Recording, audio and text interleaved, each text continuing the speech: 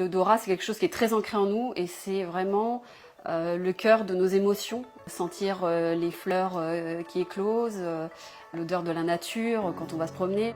On ne se rend pas compte de l'impact que ça a au quotidien dans nos vies. Malheureusement, on s'en rend compte quand on le perd.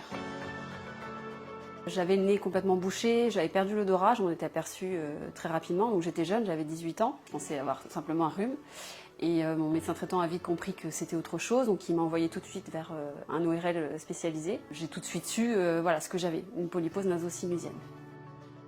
Une polypose naso-sinusienne, c'est un mot un peu barbare, c'est simplement une maladie chronique inflammatoire. Et cette inflammation finit par créer des polypes, donc c'est des grosseurs comme des grappes de raisin qui gonflent dans les sinus et dans les fosses nasales. On a le nez complètement bouché, bloqué, donc on ne peut plus respirer par le nez.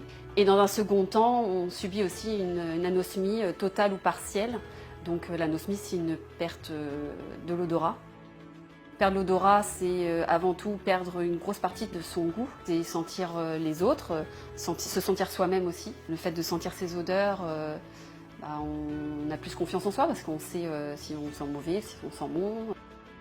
J'ai rejoint l'association anosmie.org parce que pour moi, il était important d'être entourée et d'être comprise et de pouvoir échanger. On est quelques millions de Français anosmiques, mais on est noyés dans toute la population et finalement, on rencontre assez rarement des personnes qui sont totalement anosmiques comme nous.